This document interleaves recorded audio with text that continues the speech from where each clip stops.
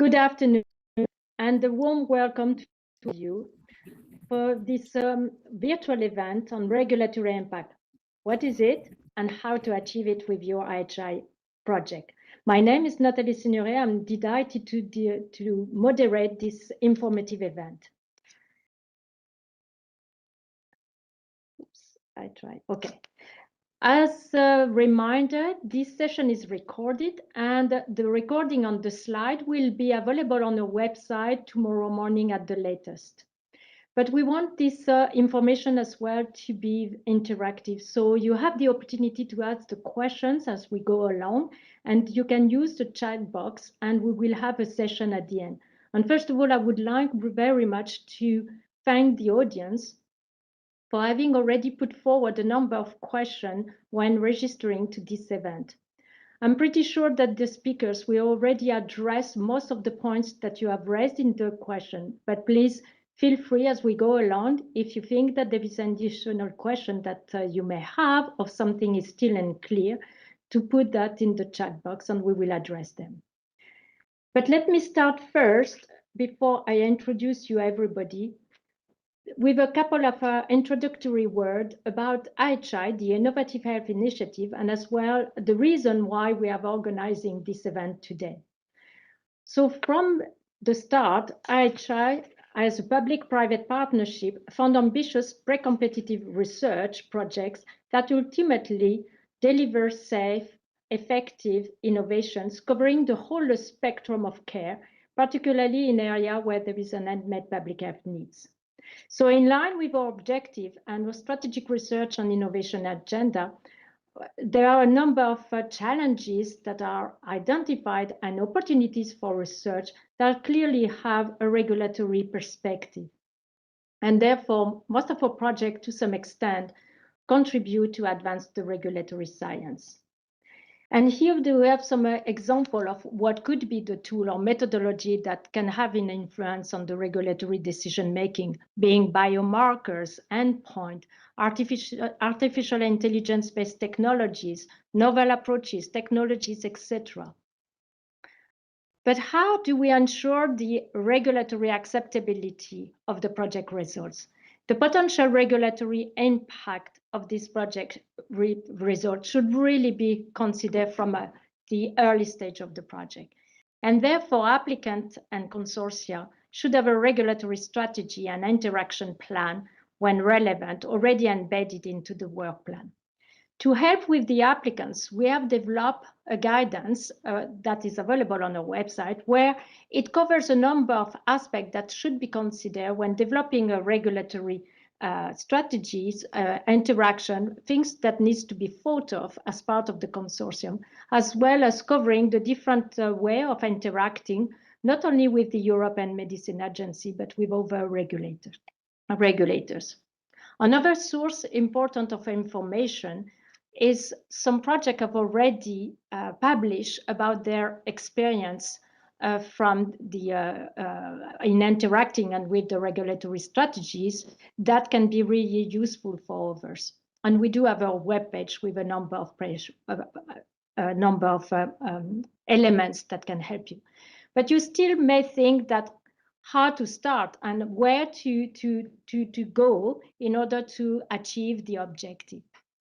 And this is what is about today, your opportunity to hear about what regulatory science and innovation is, understand why regulatory endorsement matters for your project outputs, learn about the importance of defining regulatory strategy from the outset, find out about the support services offered by the European Medicine Agency for applicants and consortia. As I said, our guidance go beyond EMA, but here today we focus on hearing as well from the EMA perspective, the different opportunities offered to consortia.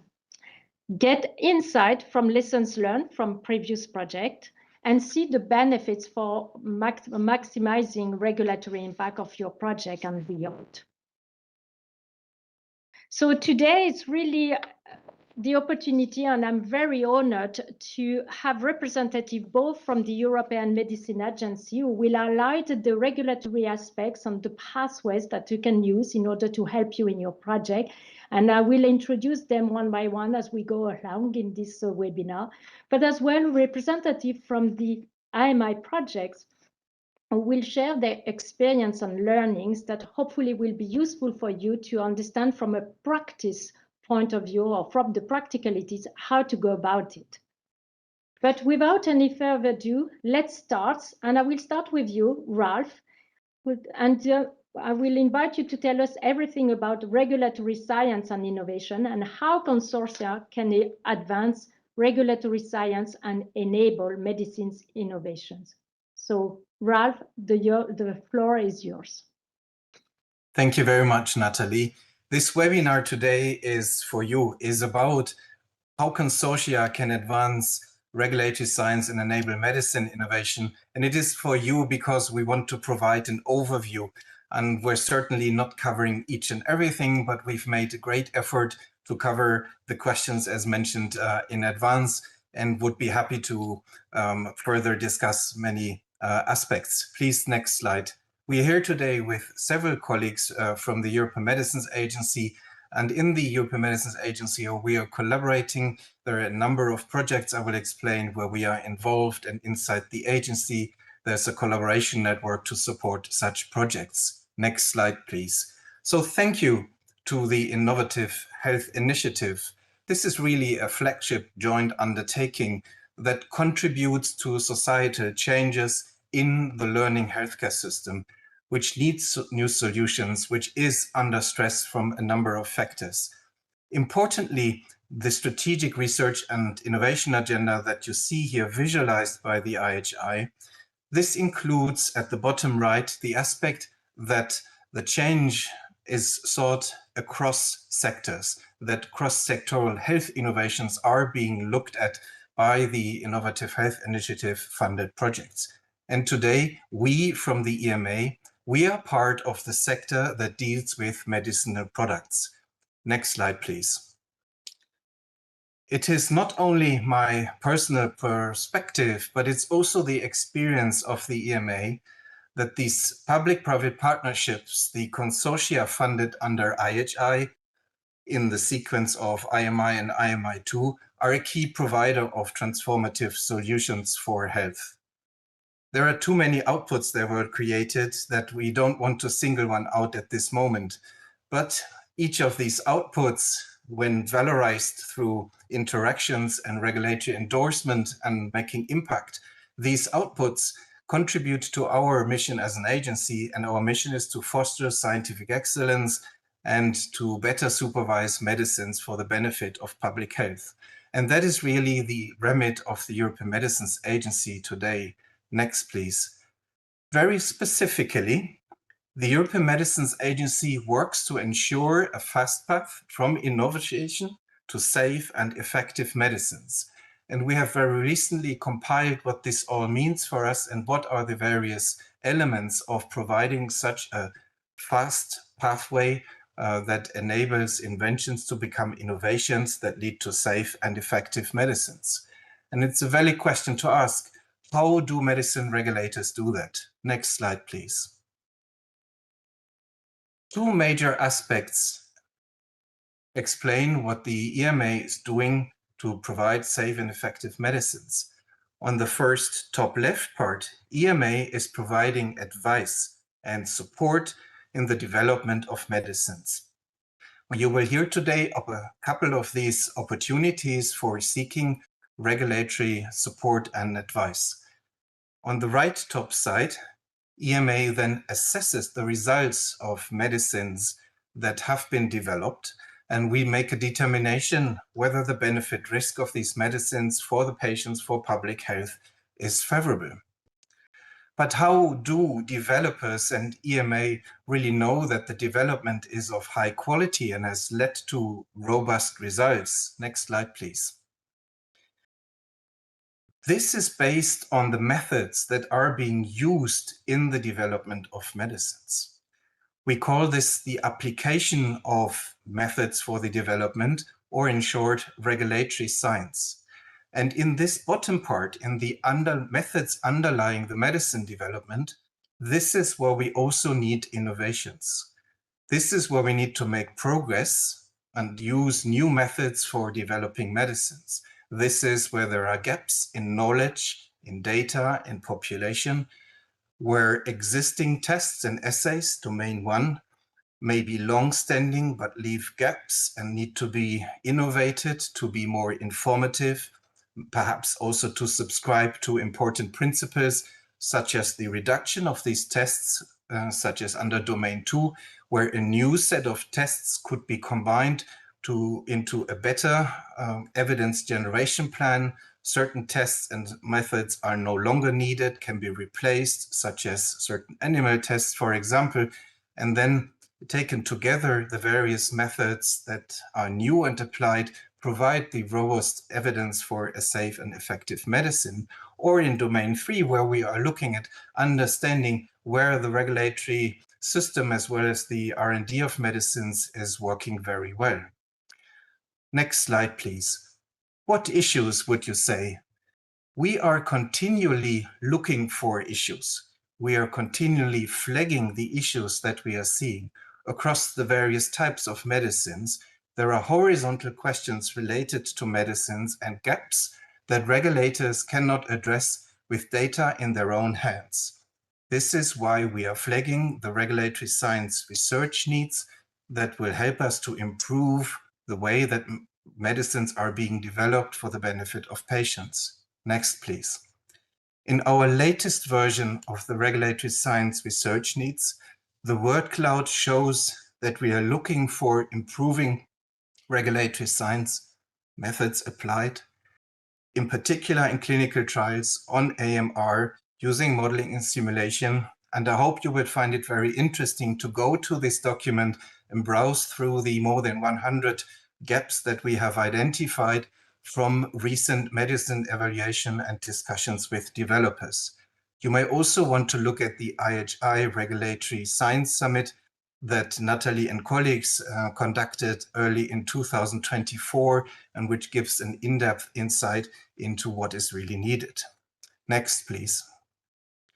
These regulatory science research needs are part of our strategic and systematic approach to identify gaps and then to engage researchers and funders, but also then to involve and support public-private partnerships and engage in pre-competitive collaborations in order to help ascertain the impact of these solutions that are provided by the research groups.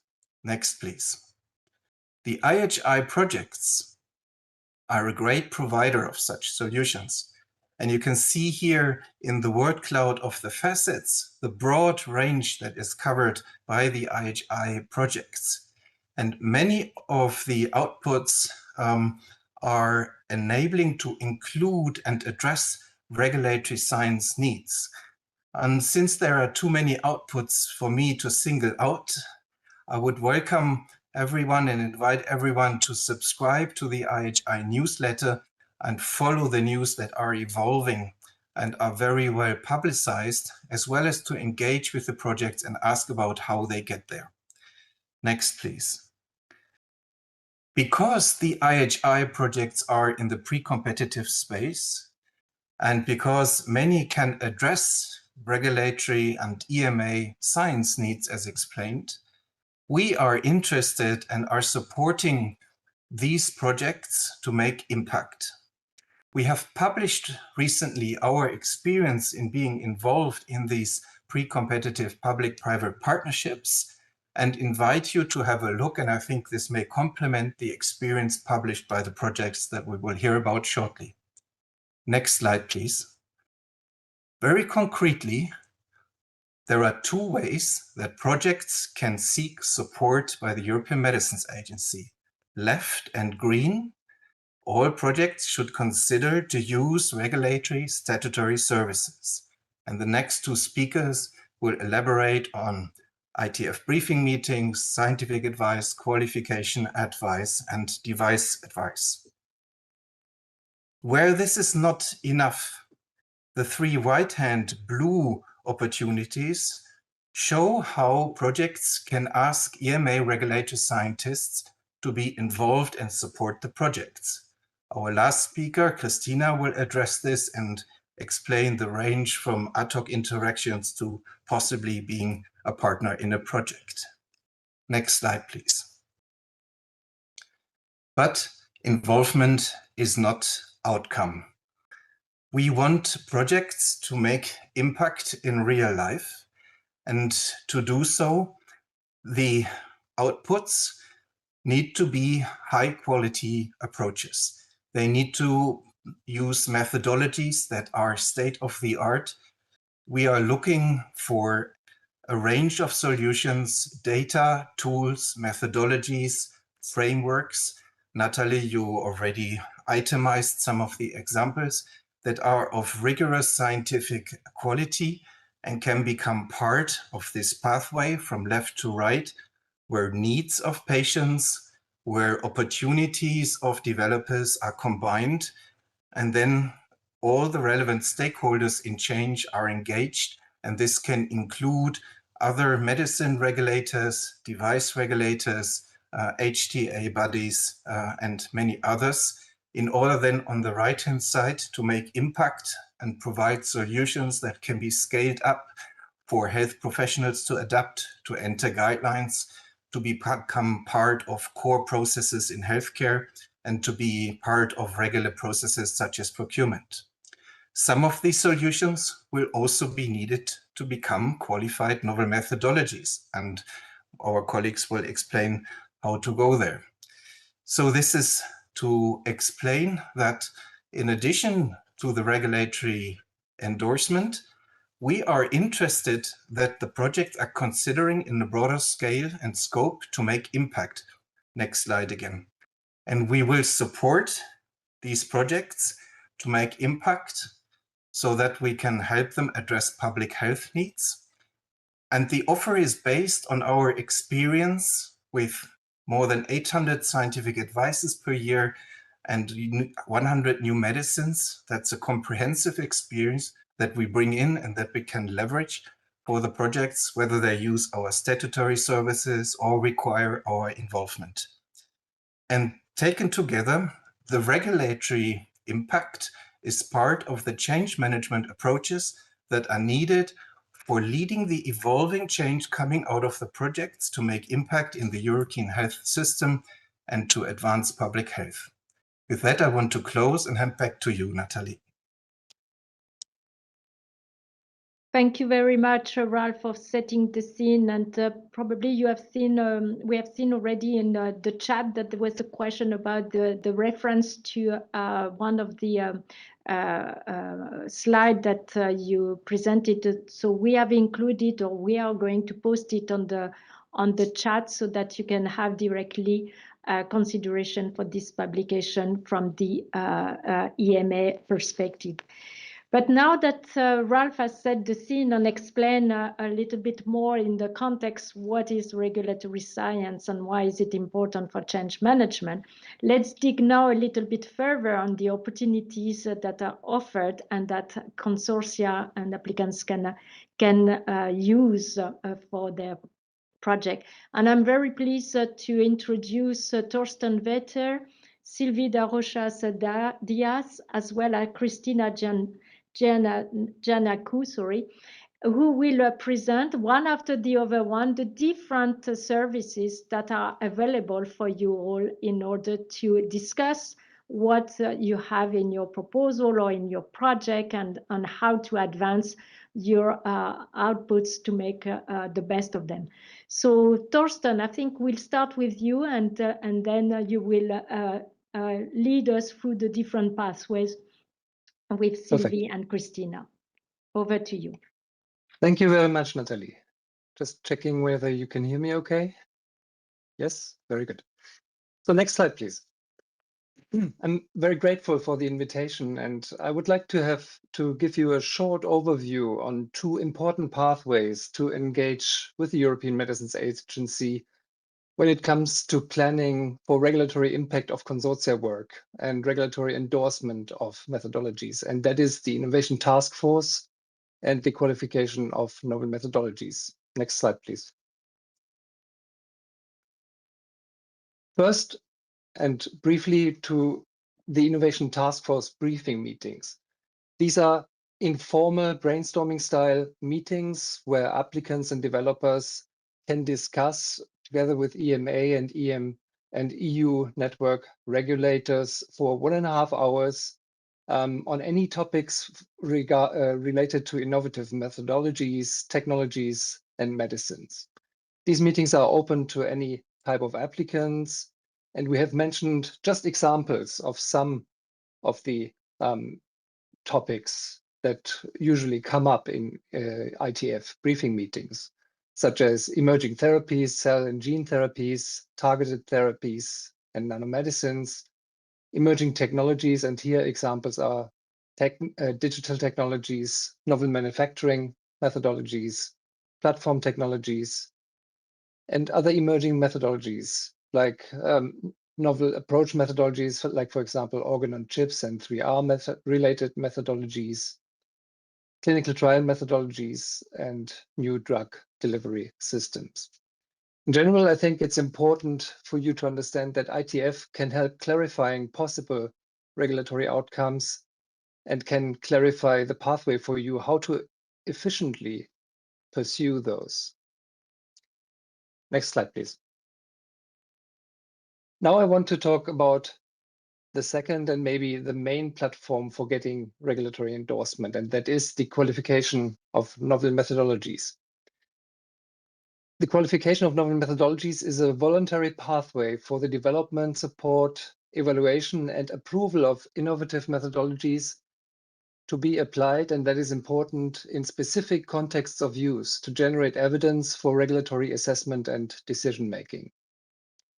The intention is to promote innovation, to foster collaboration between developers and stakeholders, and to aim at integrating novel scientific approaches into the regulatory processes.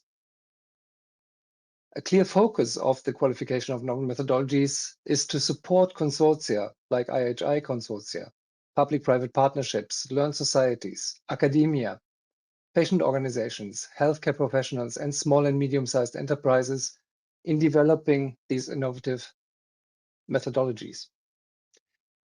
I would recommend for you to really consider the quite depth of information that is available on the qualification webpage in terms of procedural guidance and extensive information on published qualification opinions. Next slide, please. Depending on the stage of the development and the available evidence to support the validity of a methodology, applicants can either request a qualification advice or a qualification opinion. Qualification advice usually is the first step, and this is a discussion on the scientific rationale, reflection on the preliminary data, and plans for further development to support a final qualification opinion in the future. So to say, developers agree on a qualification plan with EMA CHMP. Once supportive, sufficient and adequate supportive evidence has been generated, developers can request what we call a qualification opinion. And this qualification opinion, if granted, is to confirm the acceptability of a new methodology in one or more specific contexts of use to generate the evidence for regulatory assessment and decision-making. So it is the okay, the stamp of approval by the CHMP that this new methodology can be trusted in terms of evidence generation. Next slide, please. When we think about the scope of methodologies which are suitable, for which qualification of novel methodologies is suitable, we think mainly of 5 categories of different methodologies. So there are biomarkers, or more general markers, which can be prognostic, predictive, and can be derived by application of various technologies. There are outcome measures, which allow measurement of effects of an intervention. So for example, based on imaging, lab tests, patient or observer-reported outcomes, or performance tests, including digital health technology tools. There are data sources, like, for example, patient registries or electronic health data sources, which can be used to answer specific research questions. There are methodologies for data analysis and decision support, like statistical methods, modeling and simulation methods, artificial intelligence, machine learning-based tools, or manufacturing models. And finally, there are non-clinical methodologies, which very often today are summarized by the term new approach methodologies, like, for example, organ on chips, organoids, in vitro methods, and other in silico methods. Next slide, please. I think it's nevertheless important to keep few aspects in mind for methodologies which may not be in the scope for qualification of novel methodologies. It is important to understand that the procedure does not provide certification for technologies or devices. As hopefully most of you are aware, within the EU, medical devices and in vitro diagnostics are certified via CE marking of notified bodies. So qualification does not replace this process. Of course, technologies and devices may be used as part of a methodology, but the qualification of novel methodologies will merely confirm that the measure is valid to produce an outcome and to provide useful evidence for decision-making, regulatory decision-making, but it will not certify a technology or device. Also, methodologies which are not intended to be broadly applicable and available to medicinal product developers are not usually in scope for qualification, like in-house tools of single developers. Also, methodologies which lack a defined context of use relevant to medicinal product research and development and lifecycle management of medicinal products. Like, for example, if a methodology is only intended to be used in clinical practice, which is not in the remit of the European Medicines Agency. Preliminary concepts or methodologies that have not yet undergone feasibility or pilot studies and lack preliminary data are usually not best candidates for qualification, but maybe should be first explored as part of an ITF briefing meeting. And then frameworks, generalized frameworks, approaches or guidance for methodology development or evidence generation, if there is no specific context of use, are usually not best suited to be submitted for qualification of novel methodologies. Next slide, please. In order to prepare for qualification, ITF is certainly a very commendable first step for having an early conceptual discussion and to plan interactions. It is important to consider all the available valuable information on the webpage, in particular the published qualification opinions and letters of support.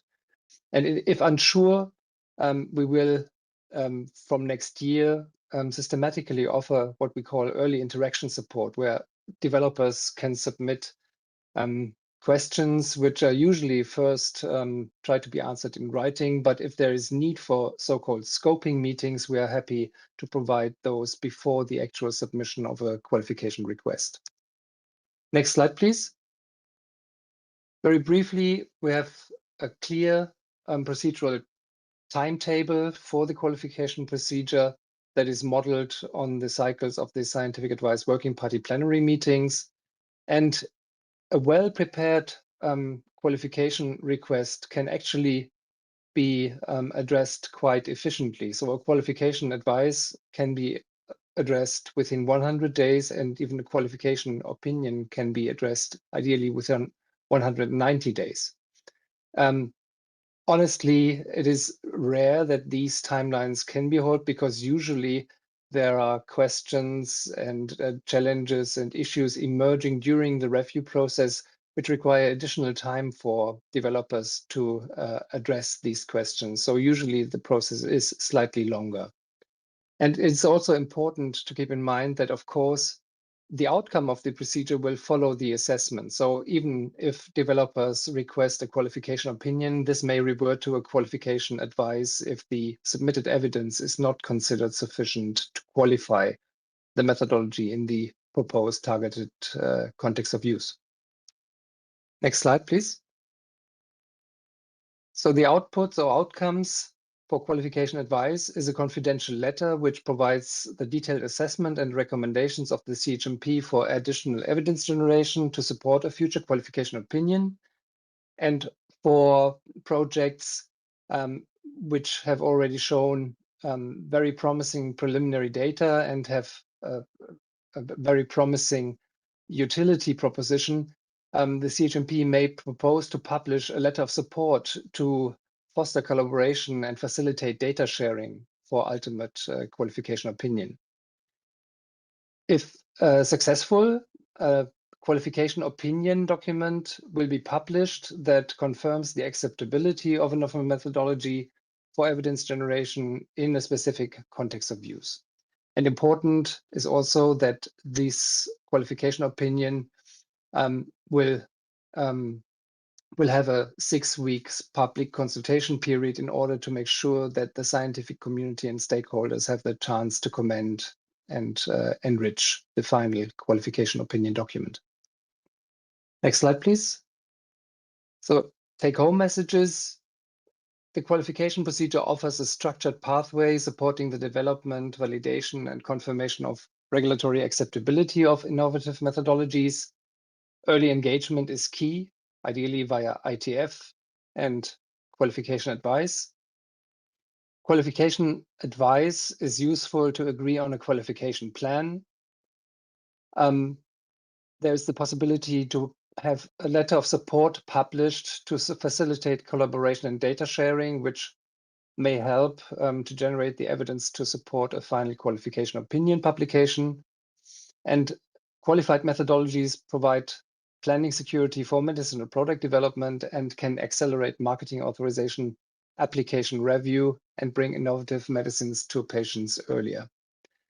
I provided here the links to the websites for qualification of novel methodologies, which I really very much recommend anybody interested to study in depth. Next slide, please. And my final slide is just to let you know that we are currently working on future proofing of the procedure. So we are in the final steps of an updated procedural guidance, which will also contain a chapter of regarding evidentiary considerations. And we are quite confident that this will be published by Q2 in 2026.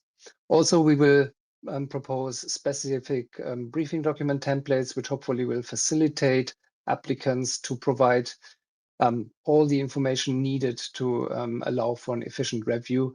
And over the course of the next year, we will also look into drafting and publishing specific Q&A documents on areas of methodologies, like, for example, real-world evidence registries. We will update the digital methodology Q&A guidance that is already available.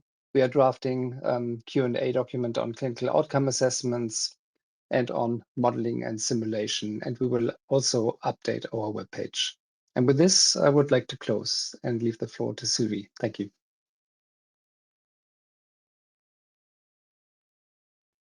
Sylvie? Thank you, Nathalie. Thank you, Thorsten. I hope you can hear me well. Good afternoon to all. My name is Sylvie Dorchadis, and I'm the head of Office of Expert Panels and Groups at the EMA. And I'm happy to be here today to present a topic on the scientific support that the expert panels provide to manufacturers of high-risk devices. I can have the next slide. Thank you. So the EMA's role in supporting the European regulatory network on medicines and certain medical devices has been expanding in the last few years. So the EMA has brought together the best and available scientific expertise in the EU for the regulation of medicines. But since 2022, the EMA has also acquired a new growing function with the support of certain very specific areas on medical devices. If I can have the next slide. So EMA is providing the support for the Secretariat of the expert panels on high-risk medical devices and diagnostics. So therefore, this presentation, I will focus on those activities of the expert panels in those two specific areas on device development support, which are the advice to manufacturers as well as advice for orphan devices. I can have the, thank you. So the expert panels are specialized for high-risk medical devices. So what are those high-risk medical devices? In the legislation, it is the definition that these are instruments, apparatus, appliances, or software implants, or any other materials intended to be by a manufacturer to be used either alone or in combination in humans for specific medical purposes, but which do not achieve its principal intended action by pharmacological, immunological, or metabolic means on the human body. So this means, for example, those high-risk class 3 devices, pacemakers, joint replacement devices, as well as breast implants. We also have the class 2, class 2B, which are for devices that are used for administer or remove medicinal products. Those are also within the scope of the expert panels. If I can have the next slide. So the expert panels are organized into 12 different panels. So there is a screening panel as well as 10 thematic panels with subspecialties and 1 in vitro diagnostic panel. The chairs and vice chairs of the panels constitute the coordination committee, whose responsibility is the functioning of the panels. So the experts are assigned to the panels from this central reserve list of experts that have been assigned by the European Commission. We currently have a call for expression of interest for experts currently on our website for very specific panels, and also for many different specialities that you have here, but also for non-clinical as well as for AI experts. So if I can have the next slide. The expert panels, in fact, are the group in the legislation, so in the medical device regulation, that have a legal mandate to provide advice directly to manufacturers. And this is according to Article 61(2) of the medical device regulation, where prior to its clinical evaluation or the investigation, the manufacturers can consult an expert panel with the aim of the review of the manufacturer's intended clinical development strategies and or proposals for clinical investigations. So we started a pilot in 2023, and we actually opened the regular service earlier this year in February 2025. And the goal of the advice to manufacturers is really to support innovation and availability of these high-risk medical devices onto the EU market. I can have the next slide. The procedure itself, here is a schematic of the procedure itself. It's a brief overview where you have the different steps, starting from exploratory meetings to pre-submission meetings. The procedure itself is around 60 days. Where the Secretariat supports the manufacturer to ensure good documentation to be provided to the expert panels, and then also supports the expert panels with drafting of that opinion itself, as well as supporting this discussion with the applicant closer to the end of the procedure, with, in the end, a final advice letter that is issued to the manufacturer. As an example of some of the questions that we received, in fact, for the summary of the areas that companies have requested advice from the panels, this is from the pilot. Most of the questions were around pre-market studies as well as clinical development strategies. And the type of questions that were asked to the panel were mainly about study design, endpoints, so acceptability of endpoint, statistical consideration of pivotal studies, but also on other types of studies, and as well as duration of the follow-up of the study. I can have the next slide. Another program, so moving on, well, actually, if we go indeed, so there's regular advice to manufacturers on high-risk devices. What we have now is that we have the advice, which has been launched in February. We have, in fact, a timetable on our website, which describes the different submission dates of the year that can be applied. And we will then have also earlier this year, in 2026, a final pilot report that will be prepared once all the procedures have been finalized. If I can have the next slide. So in terms of the other support that we have on medical devices, which is for the orphan medical device, in this case, this is also to support innovation and ensure devices that are available on the EU market.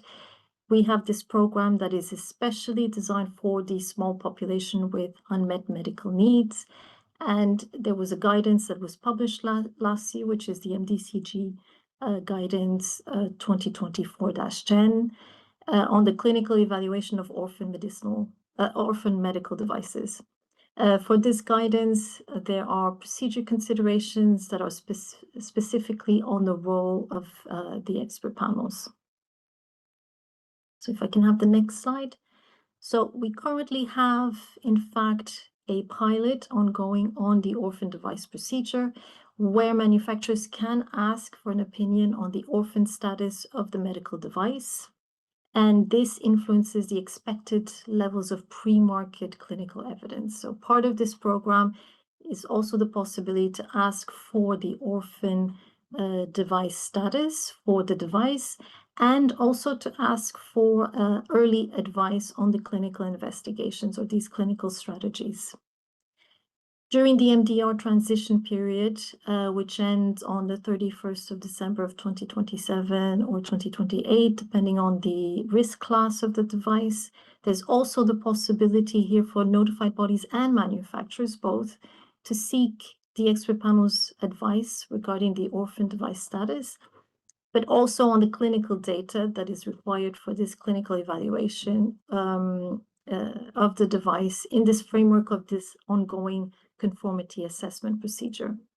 And the advice could also include justification regarding the limited clinical data for an orphan device, the acceptability of the clinical uncertainty, as well as the proposed post-market follow-up activities. If I can have the next slide. So far with this orphan device pilot, we have issued about 7 test cases that have been completed. We still have 2 that are ongoing. Some of those examples of those devices that have been designated as orphan devices are here on this slide. A formalized procedure on the orphan device status is now being implemented following the creation of a pediatric and rare disease panel from the Commission implementing decision that created the panel earlier this year. So if I can have the next slide. The new panel then will open for the orphan device in 2026, but until then we have the pilot which is running at least until the end of the year, perhaps even next year, depending on when the new panel opens. The submission portal is on this slide and it's open for applications, and I do encourage the consortium to have a look, and if you do have any questions to reach out to us. So thank you for your attention and happy to take any questions at the end. Thank you. Thank you. And maybe we can take the last one, Christina. Yes, thank you very much, Natalie. Thank you, Sylvie. I am Cristina Gianacu, and I'm a part of the Regulatory Science and Academia workstream, working mainly on the externally funded project support. And at this part of this workshop, I'm going to focus more on the collaboration management meetings. So until now, from my colleagues, we heard about information that were shared on regulatory science and on product. Here, we are going to focus on the way of engagement in order to explore how the EMA can contribute to certain outputs in the projects, and specifically on the collaboration management meetings, which are there to facilitate the understanding of the project itself. Next slide, please.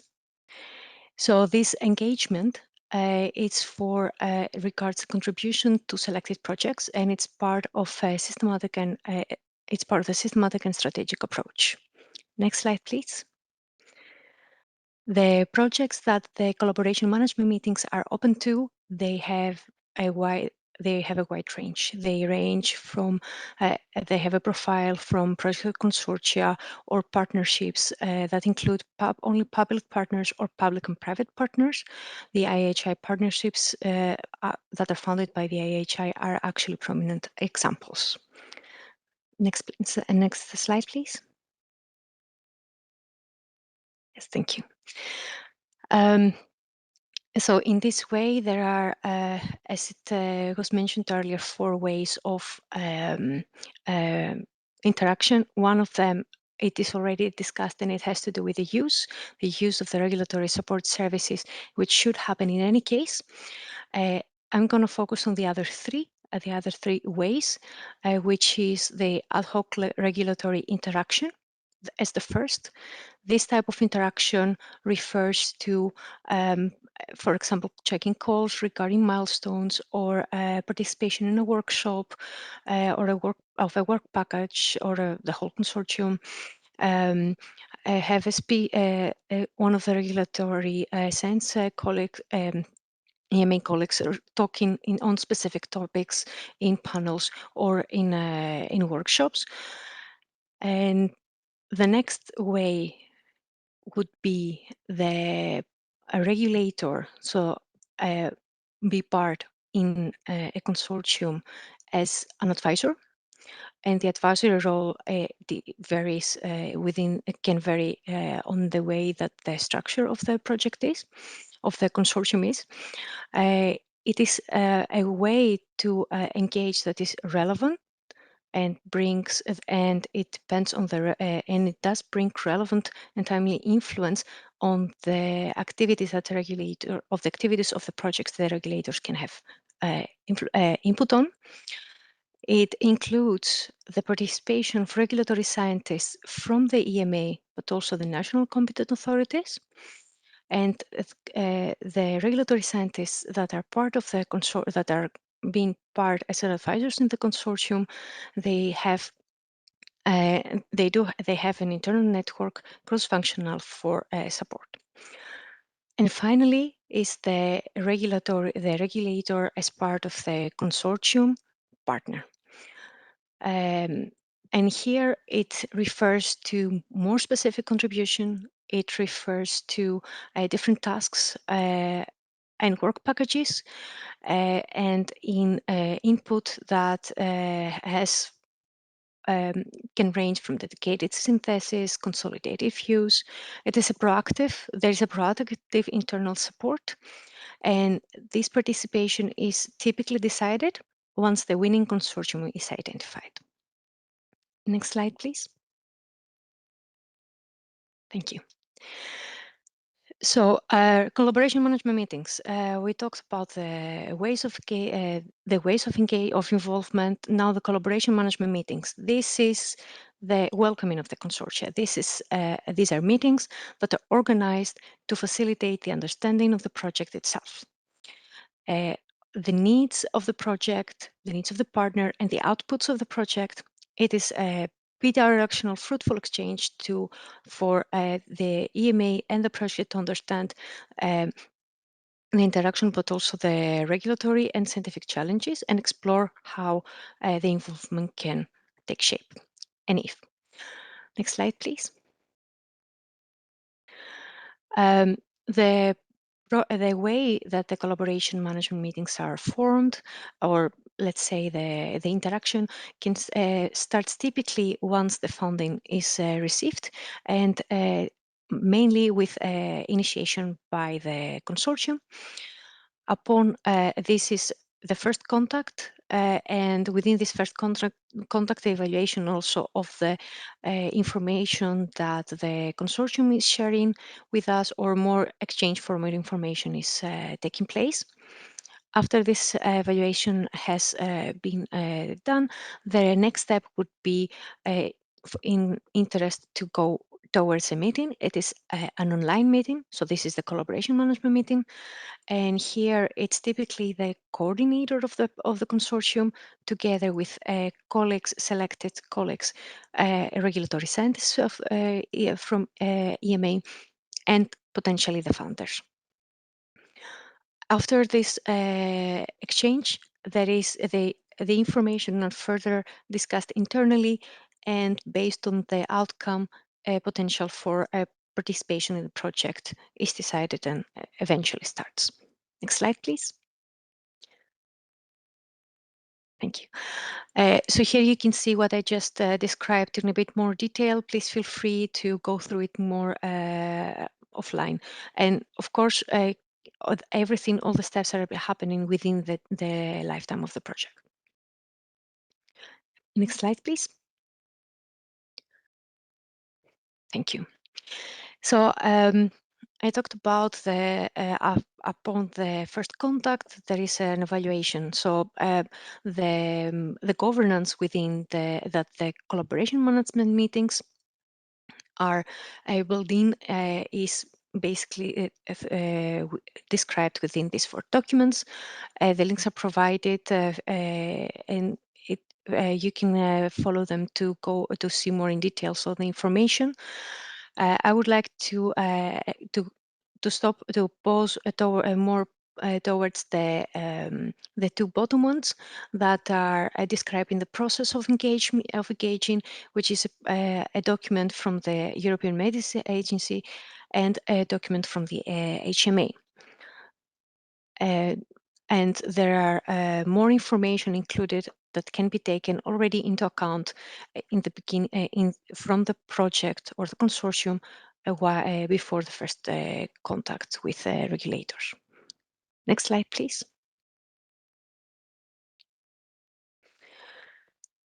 And talking about now the preparation of the conduct of the communication with the EMA, or to explore involvement. So preparation for the collaboration management meetings. Here we compile some tips that can come helpful during this process. They come from the information that from the documents I mentioned before, but also from our experience from the different collaboration management meetings that we perform. For this year, they were about 25 collaboration management meetings, and these tips and tricks came handy in many cases. So to start with some more information that are already available for the project, like the description of action and the governance. In case all these documents, it's good, even if they are in draft form, it's highly recommendable to be shared with us, and will be also requested. In case there is a scientific evidence generation plan, that would be great also to be shared.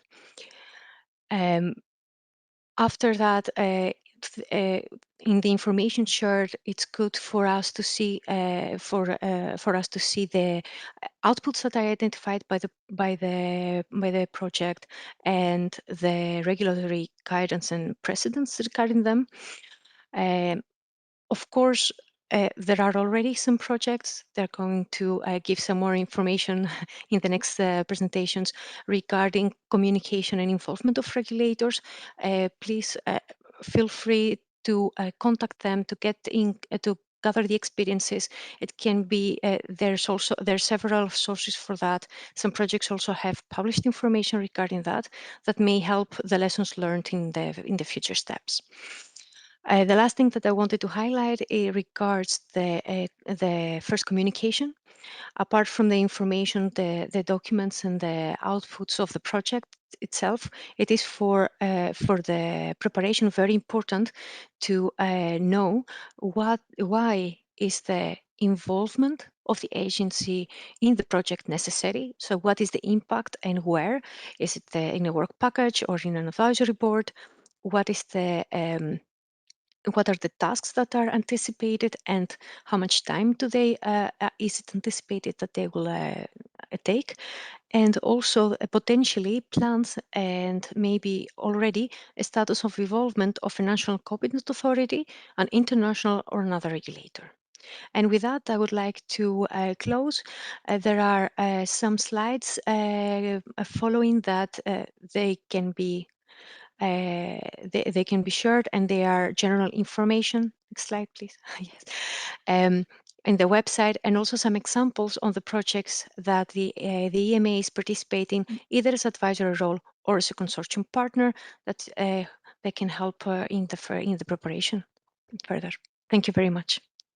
Thank you very much, and a big thank to you, Torsten, and to Sylvie and Christina for really having described clearly the different paths and explaining the differences between the ITF, the qualification, what falls under qualification, what doesn't, the high-risk advice, which is, of course, becoming relevant as we are in this cross-sectoral nature for collaboration, as well as the collaboration meeting. So thank you very much. And maybe before we move on, just a couple of points that I would like to make sure that it's clear to the audience. You have seen from the different services that some of them are not free, which is normal. But of course, be reassured that the cost related to the regulatory services are eligible for funding, obviously. The timelines, again, some processes have different timelines, and this is very important when you build that into your work plan to keep into account that these kind of services are not just done in one day. So obviously it needs to be factored in when you are in your development.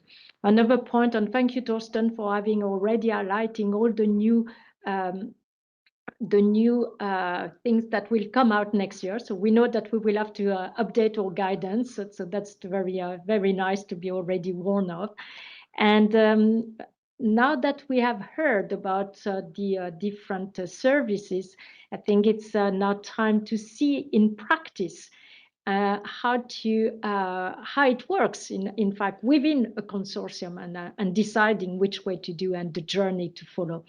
Of course, we have said that we have several examples already, but we couldn't present all of them. So we choose 3 of the project, and we are really pleased to have the representative from AMIPAD with Gilles Farah, from MobilizeD with Marco Viceconti and Giorgio Davico, and Conception with Peter Arnaut. And the reason why we have selected these 3 projects, and you will hear when we go through, is because one of them have reached the qualification opinion, one the letter of support, and one is in the process of submitting for the qualifications, but got the advice. So I think you will hear from the different perspective now, the different journey and how it has been built within the project.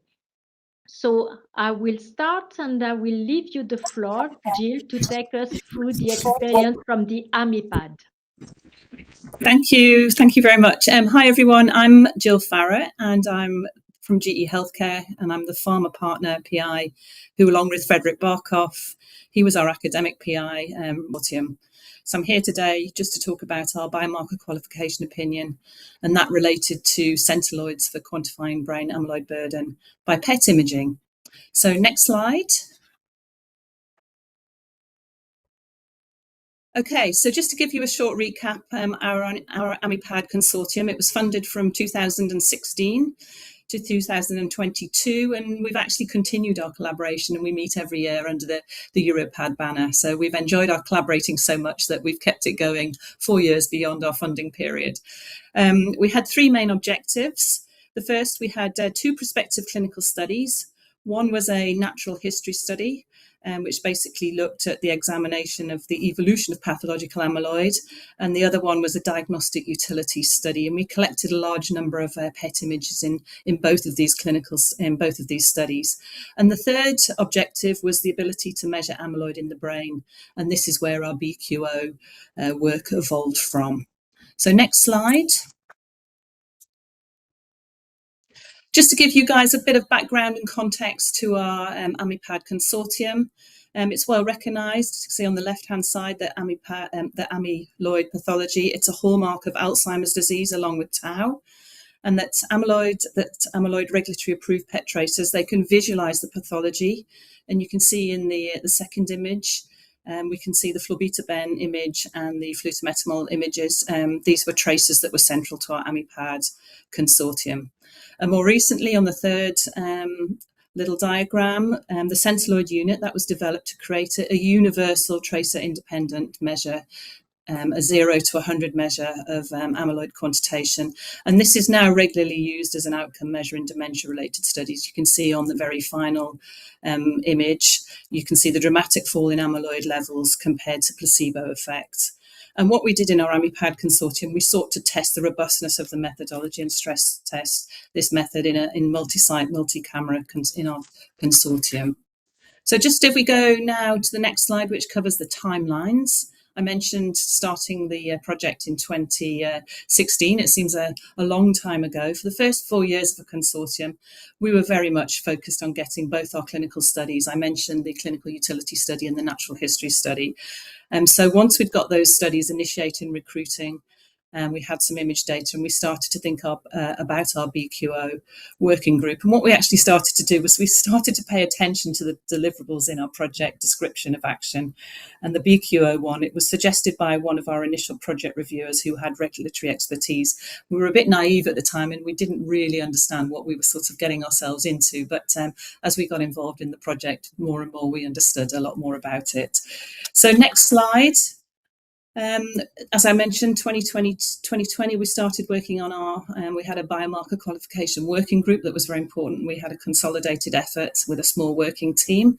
And 2 years later, we actually submitted a draft dossier. It was about 100 pages, and that included a literature view, context of use information, data sources, methodology, results.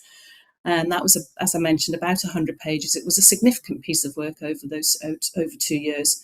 And we also thought carefully about the specific context of use for an amyloid PET measure. And that was a topic that was continuously refined over the course of the BQO process. Next slide. So the dossier was submitted, and 8 months later, in April 2023, we got comments from the Scientific Advice Working Party, and there were some very, very relevant extra analysis suggested for it. And then we were asked to do that analysis for a discussion meeting that was planned for June of the same year. So we had our meeting with the SAWP in June, and then we were asked to consolidate both the dossier and this extra analysis that we did, and that totaled about 150 pages of work. And we were asked to consolidate that into basically a shorter BQO document. It was about 30 pages. We then, as you can see on the slide, we went into a consultation period where external comments were received endorsing the biomarker qualification. And in June 2024, the biomarker qualification opinion was adopted. The significant outputs I wanted to mention: publications.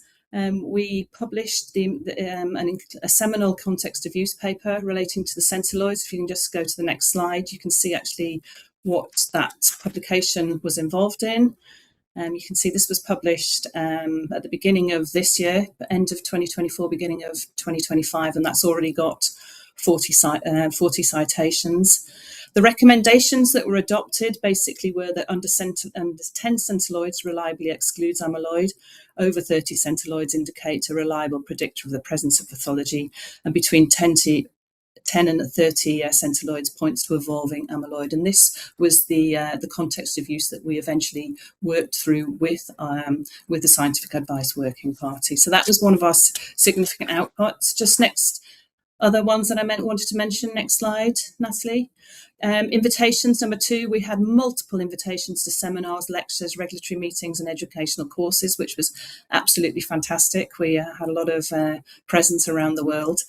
Third one, the content, very interestingly, the content was used for an FDA supplemental NDA application for the addition of Centiloids to the amyloid PET labels. This happened in June 25, but the data, it took a couple of years for the FDA to come around to adding to Centiloids to those PET labels. And we did that over a period of 2 years, and that work was pivotal in actually what the FDA saw. We had 2 PhD theses that came out of the Centiloid working group, which was very rewarding. And also, it was a good topic of conversations for job interviews. I know several people who worked in our Centiloid working group, they used that, and it was a very great topic that they were able to, secure new employment with as well. So that's good. Next slide, I had some comments and reflections to EMA.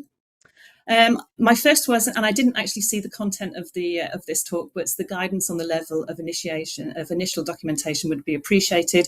I can see now, Torsten Vetter, that you've got this innovation task force. Sounds like you encourage early advice and guidance, and I would encourage anybody who is seeking a biomarker qualification activity to go through this advice, because the feedback that we got from the EMA, it was extremely perceptive and it did strengthen our application. So we don't know who actually provided that guidance, but whoever did knew exactly what they were talking about, and were able to do some extra, I think we had 6 to 8 extra analysis that they asked us to perform as part of the BQO opinion, and it was extremely valuable.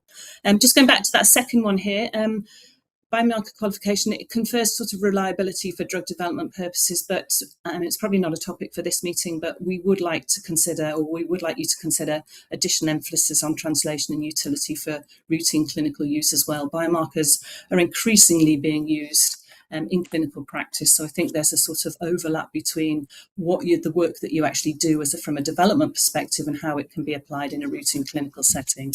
And the fourth one, as I mentioned, the content and the validation work that we did as part of our AMIPAD consortium, it was extremely useful for the FDA and for that supplemental NDA application. And finally, some lessons I wanted just to mention at my last slide. Thank you. You need to appreciate this is not a short journey. As I mentioned, our consortium finished in 2022. We were still working on the BQO in 2024. So we had a very dedicated team that continued to work past the funding timeline. If we'd got our act together earlier, we probably would have maybe finished in the consortium funding phase, but we didn't. We didn't appreciate the extent of what this what we were getting ourselves into. So I think that's an important message. You do need some dedication and a dedicated team to do this. We use the previously successful BQO dossier as a predicate, but it sounds to me like there is more guidance and help available early in a consortium that you can go to. Please repurpose your BQO docs. We use them for publications, presentations, conference abstracts, posters, and we believe we had 6 or 7 publications coming out of the AMIPAD Centiloid BQO work as well. So use them and abuse them. Be persistent and think about the context of use. This should drive your data generation. I think we didn't really know what we were getting ourselves into, but EMA helped us along in this process to refine the context of use. And I was in a conference last week. It was the CTAD conference, the Clinical Trials on Alzheimer's Disease. And I did meet some US nuclear medicine departments, some of whom are scanning a lot of patients with amyloid PET at the minute.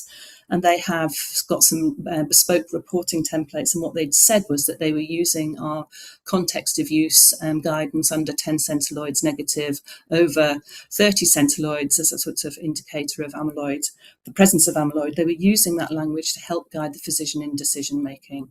So that's actually a nice output for us to know that. And also don't be afraid of the feedback. And as I mentioned, it was really, really helpful. We do appreciate the value that EMA added to this opinion. And my very final slide is to thank the team that we worked with on Omipad. So all our team from GE Healthcare, team from Life Molecular, and also we had some super collaborations from our academic collaborators from Barcelona and Amsterdam as well. So many thanks. And if anybody has any questions, much appreciated. And just a quick short overview. This is the last slide. These were. Yeah, if anybody, I don't know if anybody's interested, but these were the additional analysis that the European regulators asked us to do, which were, as I say, extremely helpful in terms of understanding the repeatability and robustness of our methodology across different traces, different cohorts, etc. Okay. Thank you Cheers, very guys. much, Jill, and I'm sure that we will have a question afterwards. I can see already a question coming in, and please make sure to use the chat bar to put your question to the speakers, not only from the EMA, but as well from what you hear for from the experience from the project. And just to say that your effort paid off, and out of all the IMI IHI project, so far we have 3 projects that have managed to get the qualification opinion. So it's on a hard work, but it's really pay off. And now I'm pleased to turn to Marco and Giorgio to present us the experience with Mobilize-D. Over to you. Thank you. Can you hear me? Okay. Next slide, please. So this is Mobilize-D in pills. The project ran from 2019 to 2004. And the aim was to bring digital mobility outcome through wearable sensor as an endpoint for health authorities in several clinical indications. In particular, the 4 we addressed during the project were Parkinson's disease, multiple sclerosis, constructive obstructive pulmonary disease, and proximal femur fracture. For each of these disease groups, we enrolled at least 600 patients in observational studies. It was a large consortium with a significant representation of FPA partner led by Novartis, and the academic lead was the University of Sheffield, of Newcastle, I'm sorry. Next slide. Yeah, the scientific background was at that time, a lot of paper came out showing that there was very strong correlation between mobility outcomes such as gait speed and things like death, hospitalization, falls, and disability. So it seems that it was something worth to be explored. Next. The gold standard for measuring quantitatively mobility in humans is gait analysis, but this is a typical laboratory setting. Next.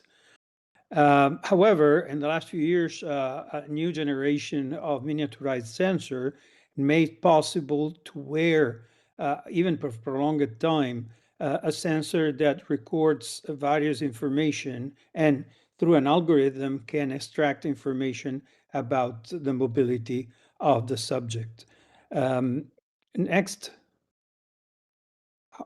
However, there was a research challenge. In this graph, you see that the accuracy of this type of mobility monitor, wearable mobility monitor, is excellent as far as you walk at least at 0.6 meters per second. If you're walking more slowly than this, and this unfortunately is very much the case for many of our patients, the accuracy becomes really, really bad. So this was the research challenge, the technological challenge, to develop a new generation of data processing algorithms that could be robust even in pathological and slow walking subjects. Next.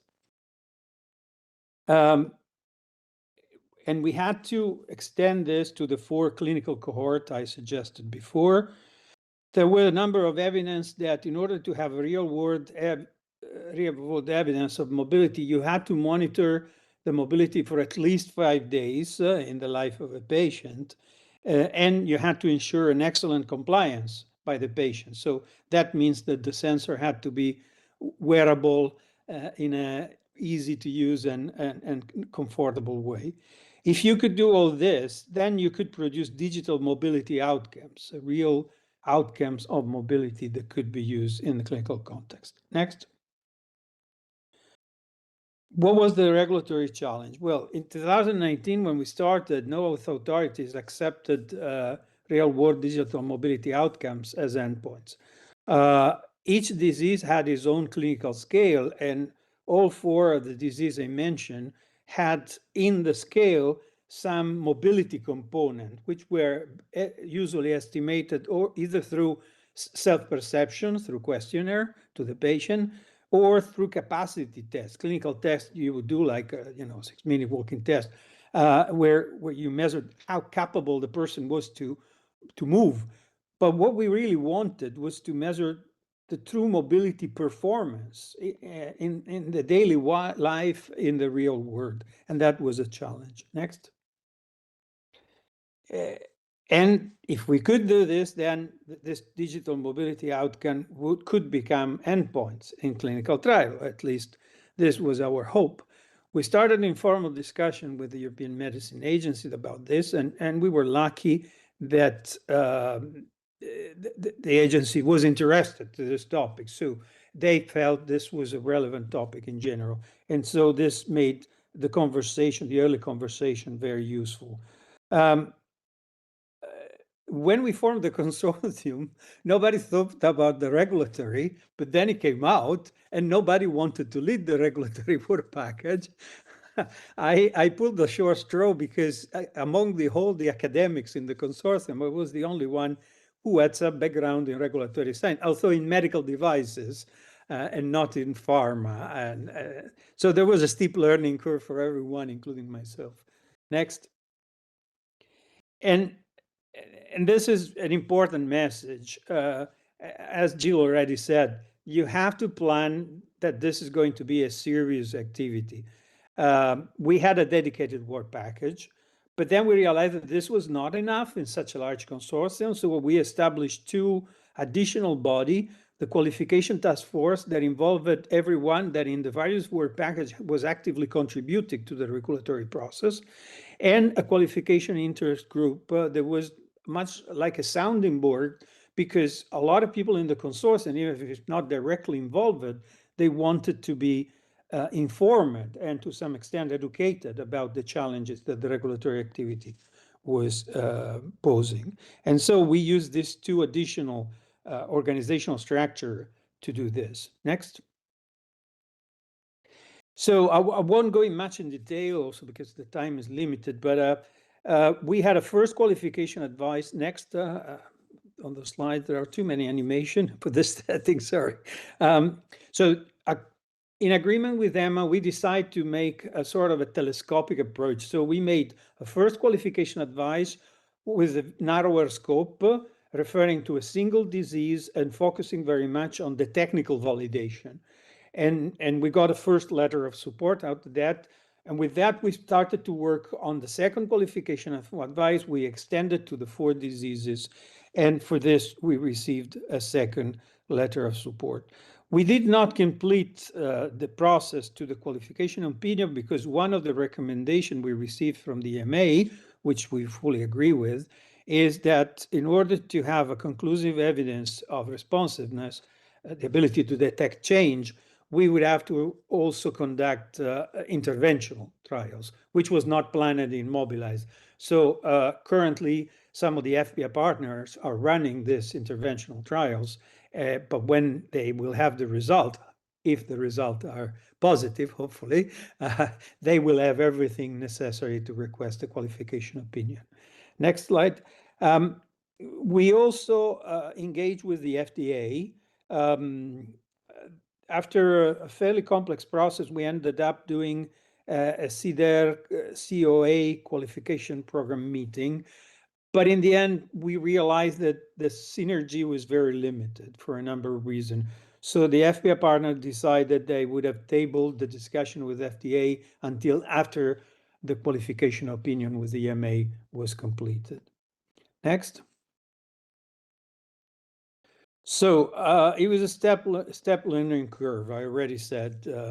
For the consortium, pharma company had a lot of experience in regulatory affairs, but not much in regulatory science. On the academic side, very few had a good understanding of the complexity of drug regulatory pathway. I would dare to say no one. So we had to learn a lot of things. And most of the academics actually had zero understanding of the whole regulatory science domain. And so we spent a lot of time learning, and we spent a lot of time sharing what we learned with the other colleagues. And there was a sort of a continuous learning and sharing process. Next, but there was some learning also for the EMA, a Scientific Advisory Working Party, I believe. This was a very technical submission, so the Scientific Advisory didn't have the technical experts, so they were added to the panel explicitly for mobilized, limited to our evaluation, to our qualification advice. Next.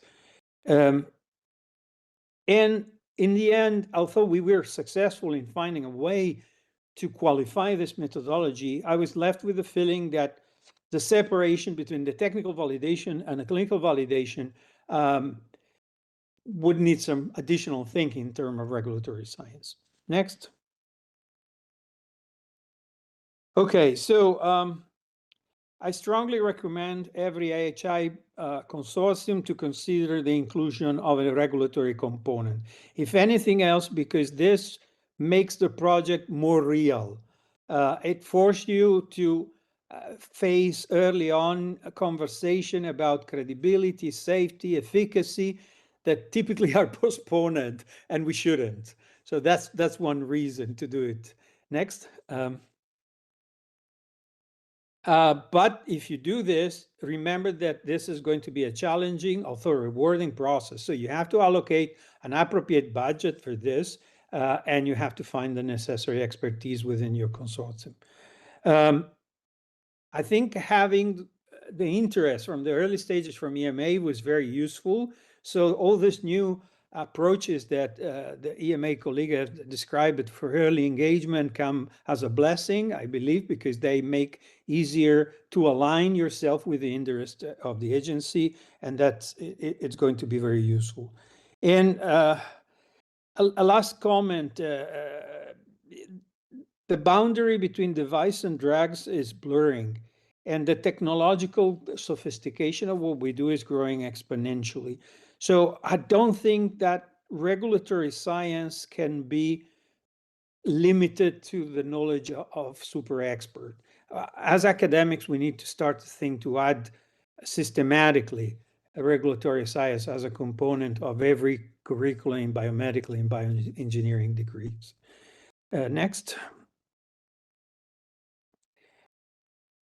I think that the recent separation between scientific advice and market authorization is a very good idea, and it will give the possibility to EMA to include in the scientific advice for qualification all kind of new expertise that this technological revolution is imposing.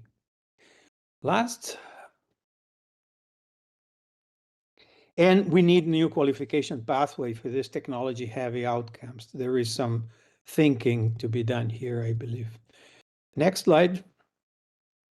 And with this, I thank you very much. And of course, I'm happy to take any question you might have.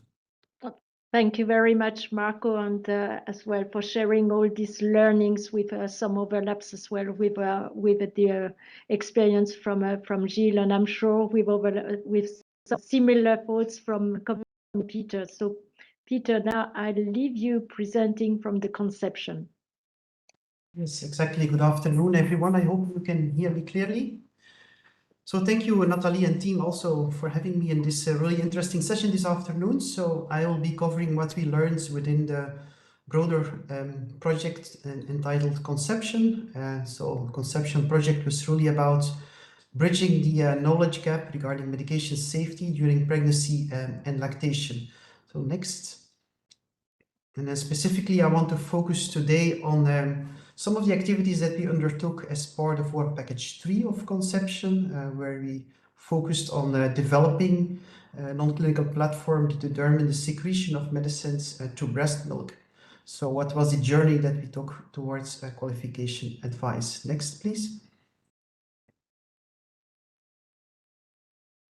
So just to demonstrate the importance of the conception projects, and you can find this also, of course, the statistics on the conception website, that there is really a problem to solve in terms of medication safety during pregnancy and lactation, considering that we have about 5 million pregnancies in Europe each year. It's actually quite shocking, and then I look to the percentages there on the right, that for 71% and 83% of these medicines, there is absolutely no information at all regarding their safety during pregnancy or breastfeeding. So that's clear that there is some work to be done. Next slide, please.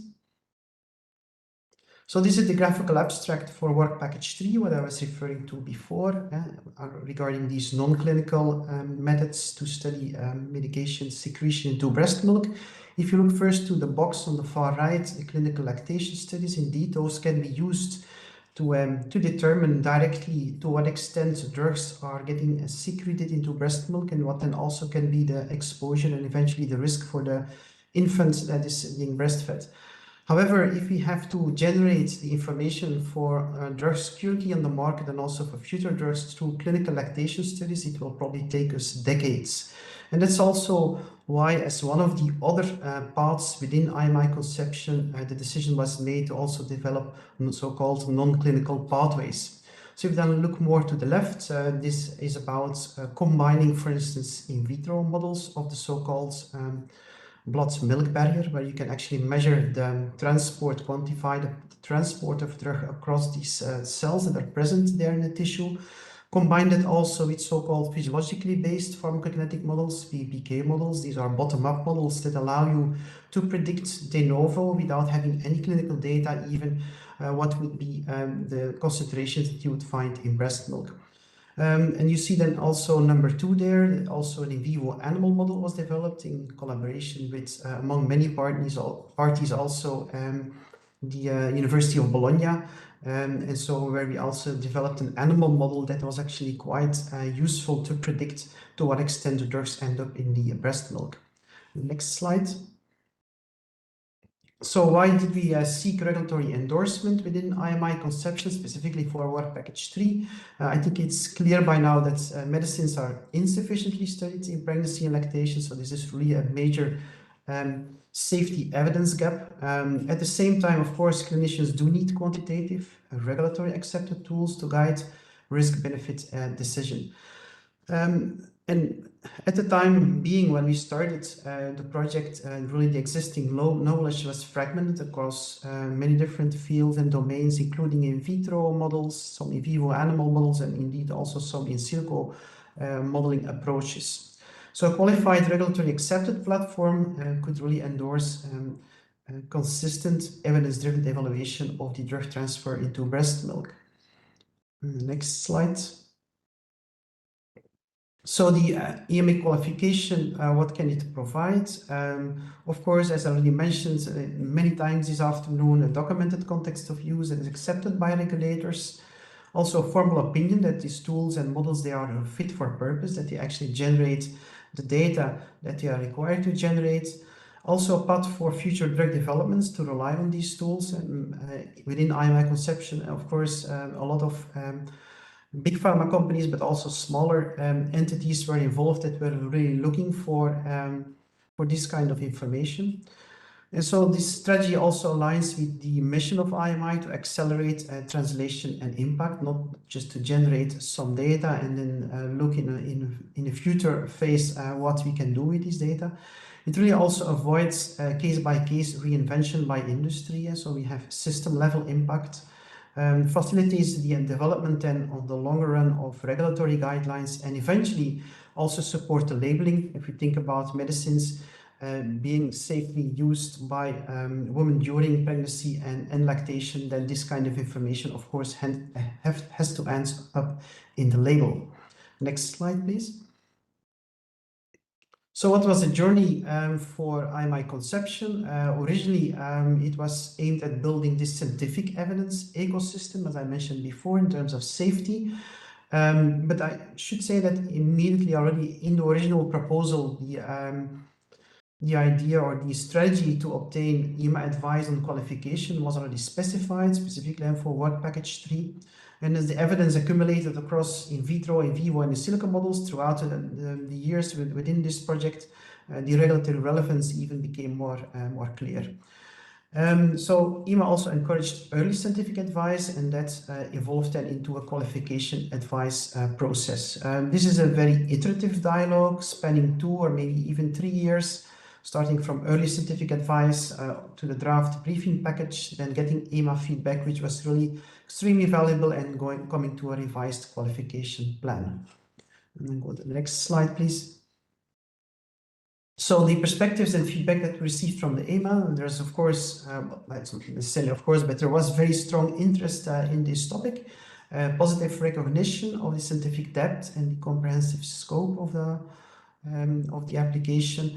The emphasis was put on strengthening the in vivo, this has to be in vitro to in vivo translation, sorry for the typo there, quantification of uncertainty and variability, which is really important, especially for in silico models, clarifying the ultimate context of use in the regulatory submissions, and also expanding to data, generating data for other therapeutic modalities beyond just the small molecules, for instance, biologics. Next slide, please. So what are the learnings? I think most of you here will by now agree that regulatory qualification is a multi-year endeavor. It requires alignment across dozens of partners. Generating a briefing book is a complex and challenging expedition. I think we were fortunate to have regulatory expertise available within our team. Was highly valuable. I would say really a requirement. The importance of the early dialogue with EMA is of course important, and the value of the scientific advice cannot be emphasized enough. It is of course essential to have very robust, extensive documentation. Also, communication is important, so the common language between modelers, experimentalists, clinical partners, regulatory experts is critical. And then also we did learn quite a lot in terms of insights into model uncertainty, data standards, and traceability. The next slide. So in terms of impact, this was really a critical step for enabling safe breastfeeding while using essential medicines. And then I think it's quite clear this qualified framework becomes a public good for healthcare systems. It does reduce the industry hesitation to generate evidence in lactation. That's also an important one. It does accelerate, and that fits with the IHI mission, the patient-centric decision-making, and sets the stage for future regulatory science achievements in model-informed drug development and special populations, which is really a big topic in this field. In the next slide. So in terms of next steps, we do have to close data gaps. I'm talking about other therapeutic modalities as mentioned before, new chemical space also. Continue, of course, the dialogue through qualification advice and then future qualification opinion. Also align with EMA and ICH efforts on lactation, pregnancy, special populations. There's moving a lot in these fields, luckily.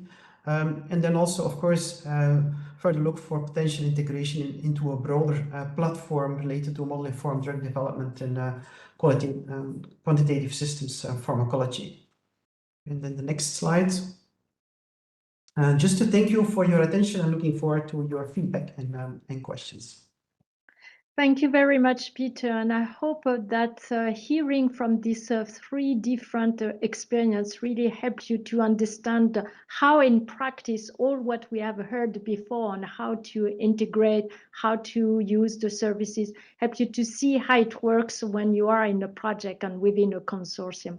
And actually all this learning, so we have already embedded that into the guidance document in terms of thinking early, having the expertise, make sure that you onboard everybody in the consortium. So please have a look at it as well, because this life experience that we hear from consortia, we have tried to capture all that in this guidance so that other consortium do not repeat the wheel and hopefully learn from previous experience. Before we move to the question and answer, because I can see them piling up already, maybe I will oh, sorry, I stopped the sharing, but I would like to bring to the on board now as well, or two or three of panelists. So we have Oriane Blanchi from the European Medicine Agency, Pier Paolo Moscariello from the European Medicine Agency, as well as Emmanuel Cormier, who is the head the regulatory science and innovation. And before we start with the question, maybe I will turn to you, Oriane, having heard from all these three examples of whether there is already some kind of comments you would like to further give, and before we move to the question on the presentation on what we have just heard. Yeah, thanks, Nathalie, and also thanks to all the speakers for the very clear talks. I must say that, yes, hearing about the perspective from the developers on the journey of the qualification, so for us from the other side was extremely insightful to hear about different aspects, and also I'm sure very informative for the audience. I must say that personally I was very impressed by hearing that there was a dedicated qualification task force and then a qualification interest group for knowledge transfer. But I think it also highlights the level of dedication it requires. So yeah, just to think about this presentation, we have seen that there were some different methodology. The nature of the methodologies that were presented were quite diverse in nature. We have heard about imaging biomarkers or endpoints to be used in the context of clinical trials. We have also heard about in vitro or in silico models for safety assessment to be inserted in the preclinical package. So they're quite diverse, and there are many more methodologies, but they all have in common that they aim at generating evidence to support the assessment of the benefits risks of medicines.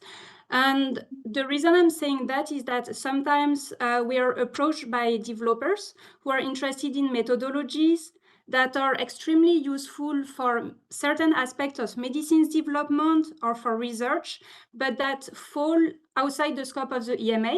And I'm thinking, for instance, about methodology that help in defining the lead candidate, or methodology that helps the clinician to inform or to guide them in choosing the best treatment approach. And this would be outside the scope of the EMA. So this is just a point to highlight that it's key for the developers to think about, or to clearly define the purpose of the methodology, and just to make sure this is within the scope of the EMA.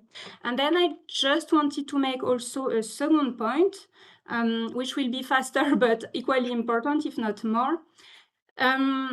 All the qualification opinion and letter of support are publicly available on the EMA website. And I would strongly encourage all the developers to have a look at them, because this gives a lot of insight into the type of data that needs to be generated, and also into the regulatory thinking. And that will also give them an insight into the type of methodology that can be developed and from which you can get advice from the EMA. We have already on the website 50 letters of support and 30 qualification opinions. So we have gathered now quite some advice and we have some experience. Thank you very much. And indeed, I can only echo that reading this advice, this letter of support, this opinion is really informative in order to learn and to understand the thinking behind. And maybe, Pier Paolo, I can ask you now to comment as well on the benefits and regulatory impact a bit more. And this is often the question as well. What do you do with all the learning that comes from our project, and how do you integrate that into your way of thinking, into the guidance, or into the decision making? No, yes, indeed. Thanks, Natalie. And again, I also want to thank all the speakers for the great insights and for the journeys I've heard, especially from the developers and from the consortium. And you're right when we talk about the impact, and on this, I feel, I mean, it's a good question for us from the Regulatory Science and Academia workstream I belong to, because in fact this year we have been discussing the regulatory science research translation through a dedicated focus group that brought together a bit, let's say, industry, trade association, scientists from academia, and actually we used IHI projects as case studies, and the goal was exactly this, to have a discussion to explore a bit the journey from research to practical application, that it means trying to understand and to identify the challenges that were faced and what often hinders the translation of this scientific output into, let's say, real world benefit for public health. And actually, I want to mention that we are now finalizing the report, and this will be published in the coming weeks. So I invite everyone that is listening to look at this report when it's going to be published. And this report is going to capture the insights of this, let's say, learning process and some of the recommendations. And I have to say that when I look today through the presentations, I have seen a lot of key themes that have been emerging also during our focus group discussion. And I can mention, for instance, the one that we have just talked about, so the learning from past successes, and in fact, the understanding and the being aware of the regulatory precedents, that it's important to embed considerations in the developments to understand what happened and what was successful before, but also, for instance, the concept of regulatory consideration early in the planning phase, including, I've heard before, like well-defined and refined the context of use, and a strong regulatory strategy, almost as a change management approach that we have heard, for instance, from Ralph's presentation. But I have to say, in our focus group work, looking at the fundings, looking at the learnings, we also have realize that there are some findings and there are some recommendations that go a bit beyond the regulatory remit to create a real impact, which it means, like, if I look at our setting today, we are a bit sitting at this virtual table together, the IHI colleagues, the scientists, regulators, and I think this kind of reinforce that the idea that delivering through consortia, delivering impact through consortia requires a sort of systemic approach, which is a multi-stakeholder approach. So it's great that we are sitting together and we can have a sort of bidirectional exchange. And in terms of bidirectional exchange, I want to close referring also to an initiative that Ralph has mentioned in his presentation, that is the Regulatory Science Research Needs Initiative, that indeed is in fact to invite researchers to help us filling critical gaps in medicine's development and evaluation. And it's not just us providing support in how we can regulate the developments of researcher, but also researcher in helping us to regulate their developments in a way. And I think that's the key, the collaboration is a bit the key to truly advance innovation and public health in this space. Thank you, Pier Paolo, and we'll make sure as well, once this document or this publication is out, that we make sure that we disseminate it as well through our channel. Maybe let's start with one question, because I see that we want to make sure that we have the possibility to address a lot of them.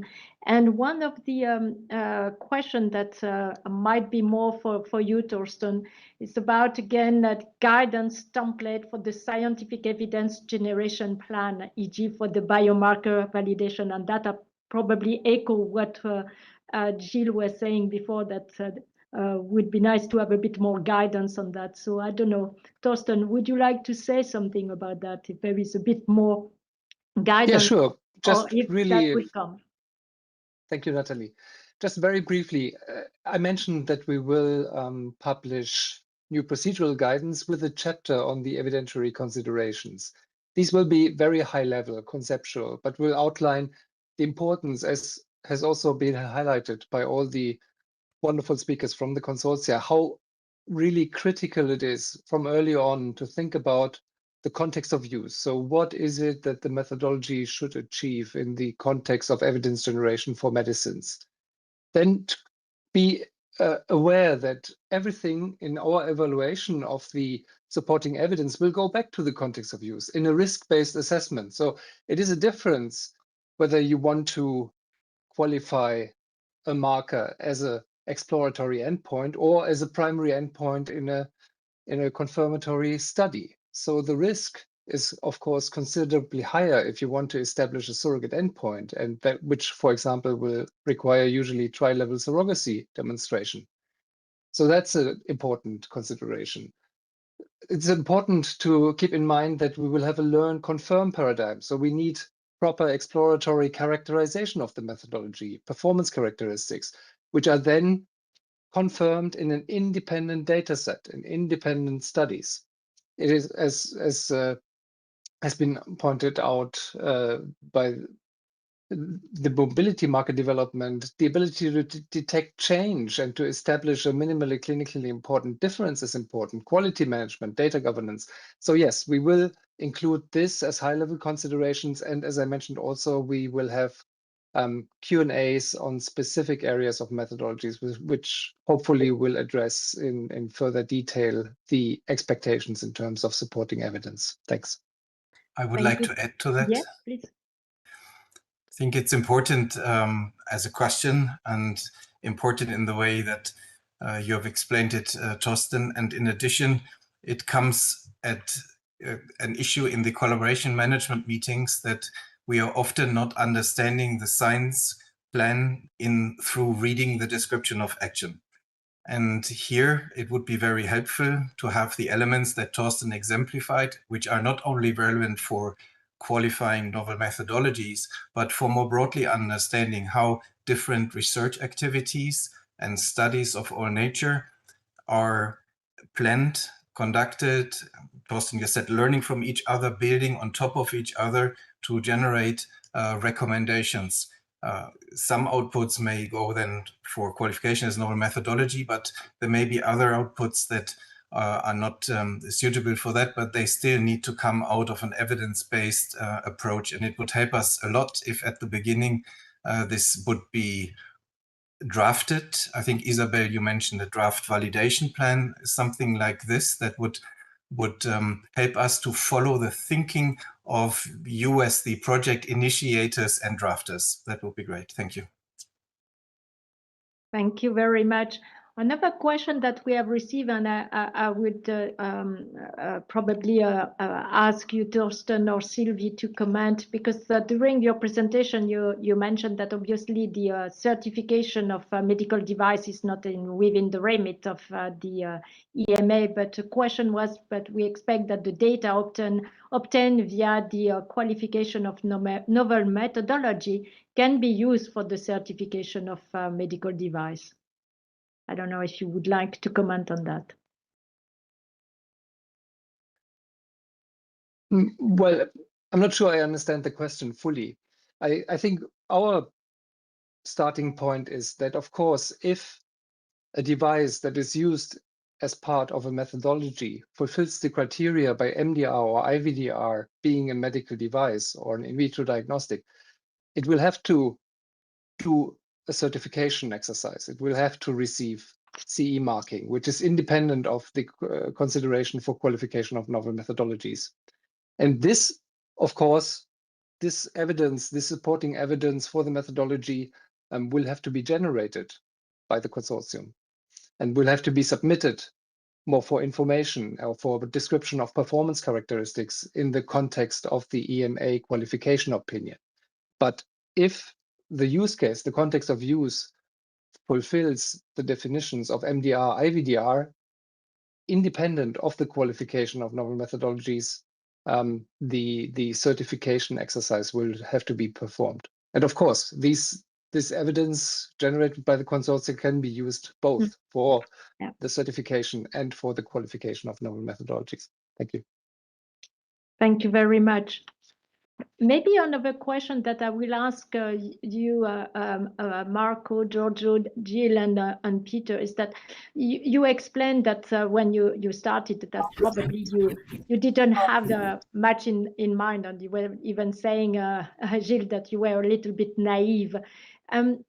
Now with this experience, how do you see it because I believe that you are involved in further research than just the research that we have discussed today, the project that we have discussed today. So has it really changed your way of doing the research and thinking from not only from the process but more from the content in terms of your research?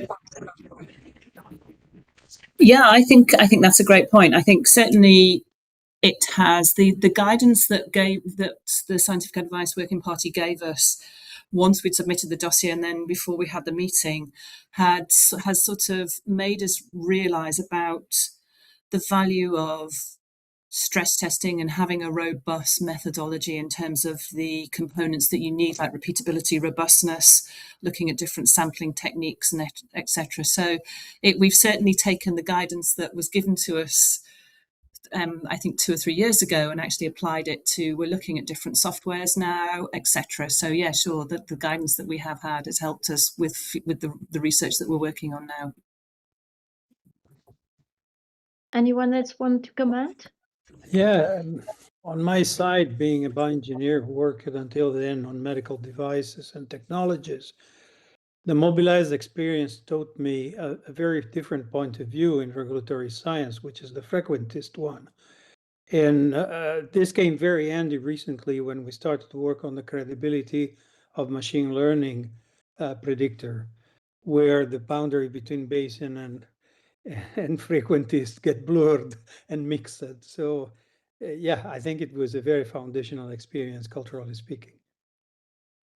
Thank you. And maybe more specifically to you, Giorgio, sorry, because you are a young academic, and we said that indeed maybe at the university it's something that is not taught and probably not even sexy when you said that, oh, I would like to do regulatory science. So how has been your journey, and what would you recommend for the younger investigators or younger researchers, especially we have quite a number within our project?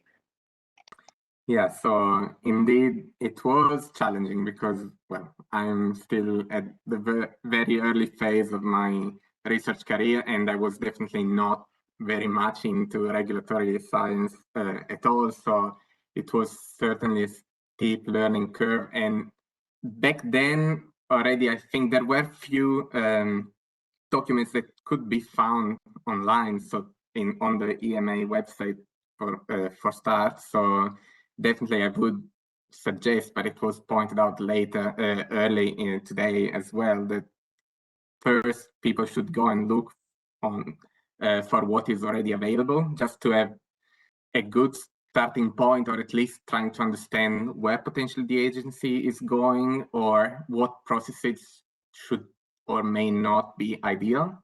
And then throughout the process, I think it was quite important, especially when you work at frontiers between different kind of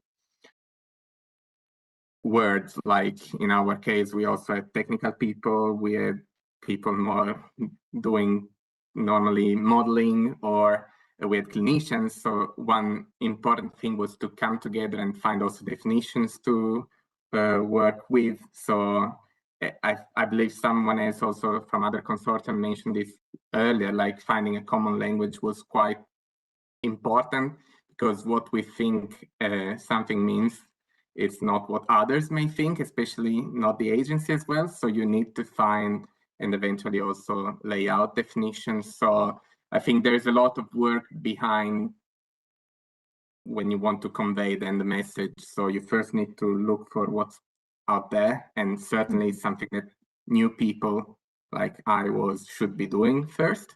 And then once you know that, and where basically you know the space where you're swimming, then you can also think about how to convey your ideas and how to make sure that the others understand what you really want to say. Thank you. Another question that we had on that, I suppose that it's more for Thorsten, Ralph, at least EMA colleagues, is that when a project produces tools, data set, or methodologies, what determines whether EMA considers this regulatory impacting versus scientifically interesting but not directly actionable? And do you have an internal framework to use to distinguish between these two? Yes, I saw the interesting question as well. I believe that we are offering the collaboration management meetings to look into some of these elements which would be potential outcomes. How could they be leveraged to become tools? At the next step, the Innovation Task Force briefing, the same could happen to shape and select. And then the qualification, of course, will look at this specifically.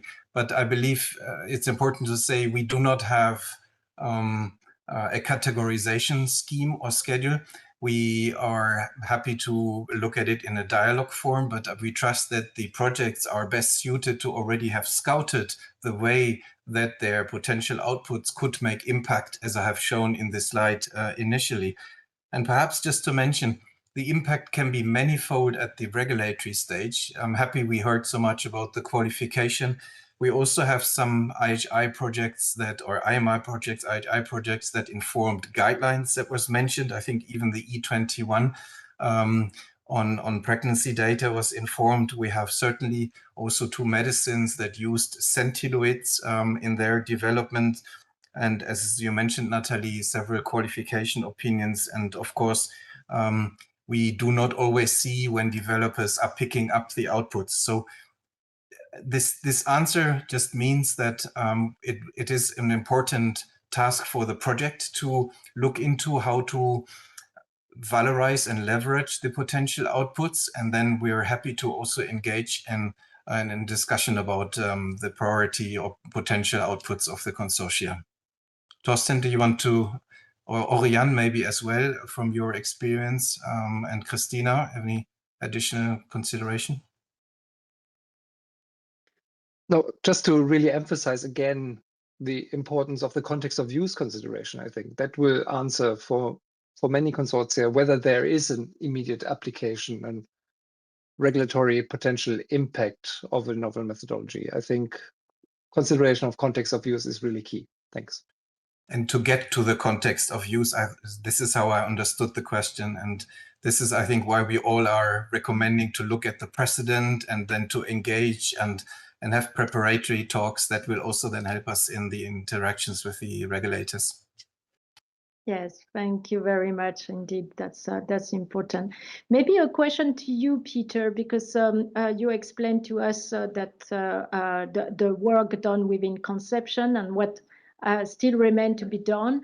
And the project has now ended. So how do you continue motivating everybody to work towards this common goal and continuing in grabbing and collecting the data, because that's often the challenge once the project is over?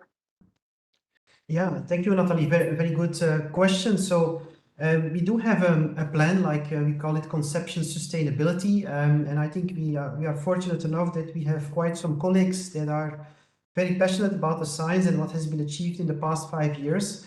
Of course, we need to continue to communicate and stay on the same page and have these objectives in mind where we want to go with this qualification advice. But the medical need is there.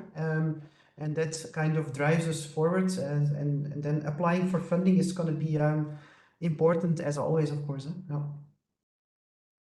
Thank you very much. Thank you very much, Peter, for this insight. Unfortunately, we are reaching the end of this session. I think we could have had more than 2 hours, but we have to restrict ourselves. So I would ask, and starting with you, Marco, in one word, what would be your recommendation to consortia? One word.